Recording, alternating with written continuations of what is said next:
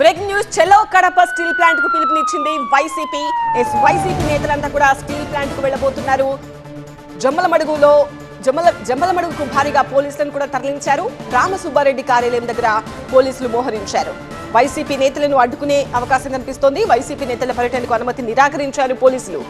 Jindal company ఆధ్వర్యంలో కడప ఉక్కు పరిశ్రమ పనుల ప్రారంభానికి సీఎం కేంద్ర మంత్రులు ఈ నెల 3న ఇక్కడికి రాబోతున్నారు. సున్నపురాళ్లపల్లెలో జిందాల్ స్టీల్ ఆధ్వర్యంలో కడప స్టీల్ ప్లాంట్ పనులు ప్రారంభించనున్నారు. సీఎం చంద్రబాబు కార్యక్రమం ఉండడంతో అనుమతి నిరాకరిస్తున్నట్టు పోలీసులు చెబుతున్నారు. వైసీపీ నేతలు ముందుగా జమ్మలమడుగులోని ఎమ్మెల్సీ రామసుబ్బారెడ్డి ఇంటికి చేరుకుని అక్కడి నుంచి సున్నపురాళ్లపల్లి వెళ్లాలని భావిస్తున్నారు. దీంతో రామసుబ్బారెడ్డి ఇంటి దగ్గరే వైసీపీ నేతలను అడ్డుకునేందుకు పోలీసులు భారీగా మోహరించారు.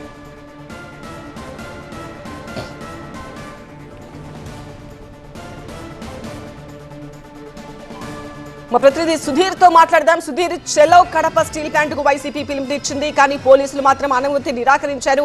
మరి ఏం చేయబోతోంది వైసీపీ? మరికొద్దిసేపట్లో ఇక్కడ జమ్మలమడుగు ఎమ్మెల్సీ రామసుబ్బారెడ్డి ఇంటి దగ్గర నుంచి వైసీపీ నేతలందరూ కూడా ఇక్కడికి చేరుకున్నారు. వీళ్ళందరూ కూడా ఏదైతే సున్నపురాళ్లపల్లిలో జేఎస్డబ్ల్యూ ఆధ్వర్యంలో ప్రారంభం కాబోతా ఉన్న సిమెంట్ ఫ్యాక్టరీ దగ్గరికి అయితే వెళ్ళబోతా ఉన్నారు. మనం చూడొచ్చు నేతలందరూ కూడా ఇక్కడే ఉన్నారు. అట్ ద సేమ్ టైం ఇక్కడ వీళ్ళని అక్కడ అనుమతులు లేవంటూ ఇక్కడ పోలీసులు కూడా ఇక్కడికి వచ్చేసారు. ఆల్రెడీ రామసుబ్బారెడ్డికి రాత్రే నోటీసులు కూడా ఇవ్వడం జరిగింది. ఎందుకంటే రేపు 3వ తారీఖు సీఎం ప్రోగ్రామ్ ఉన్న నేపథ్యంలో అక్కడికి ఎవరు వెళ్తానికి వీల్లేదు. ఎందుకంటే అదంతా కూడా పోలీస్ ప్రిన్సెస్లో ఉంది.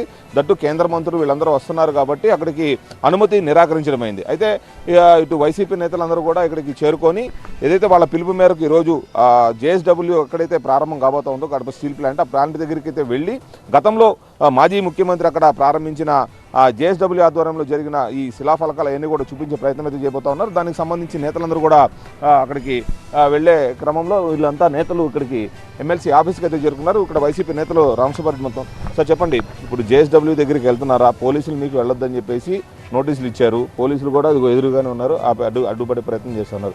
మీరు వెళ్తారా, ఇక్కడ ఆగిపోతారా? ఈరోజు మేమందరం కూడా, మేమే కాదు కడప జిల్లా రాయలసీమ ప్రాంతం అంతా కూడా ప్రతి ఒక్కరూ ఎదురు చూసేటువంటిది కడపలో ఉక్కు ఫ్యాక్టరీ రావాలనేది ప్రతి ఒక్కరు కూడా కోరుకుంటున్నారు. అందరి కళ. దశాబ్దాల తరబడిది ఇది.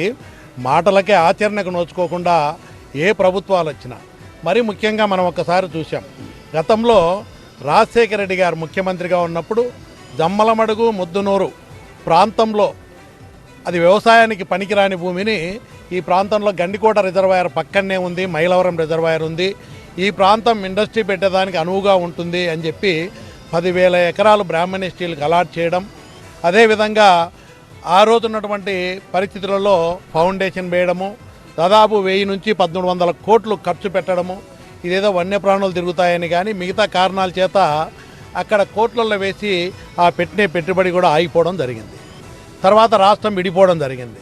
రాష్ట్ర విభజనలో కూడా చట్టంలో కూడా ఇక్కడ చట్టం చేయబడింది పార్లమెంటులో.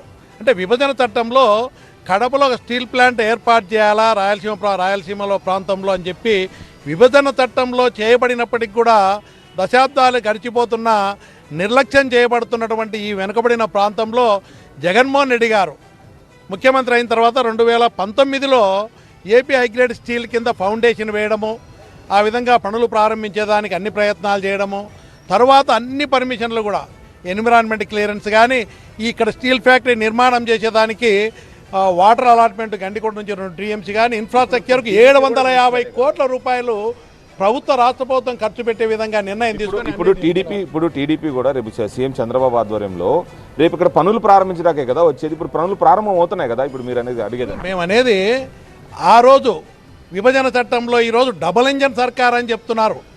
ఈరోజు రాష్ట్రంలో డబుల్ ఇంజన్ సర్కార్ ఉందని చెప్తున్నారు. విభజన చట్టంలో చేయబడినప్పటికీ కూడా ఇక్కడ కేంద్రం నుంచి కానీ రాష్ట్ర ప్రభుత్వం నుంచి తీసుకొచ్చే పరిస్థితి లేదు. ఆ రోజు జగన్మోహన్ రెడ్డి గారు కేంద్రం కూడా ముందుకు రాకపోయినా కూడా ఒక పెట్టుబడిదారిని తీసుకొచ్చి జేఎస్డబ్ల్యూ సజ్జన్ జిందాల్ గారిని చైర్మన్ గారిని ఒప్పించి ఇక్కడ 8,800 కోట్లు పెట్టుబడి పెట్టి ఫస్ట్ ఫేజు సెకండ్ ఫేజ్ కింద ఫేజ్ 1 ఫేజ్ 2 కింద 3 మిలియన్ టన్స్ స్టీల్ ఉత్పత్తి చేసేదానికి నిర్ణయం తీసుకోవడం, అన్ని అనుమతులు తీసుకొచ్చారు.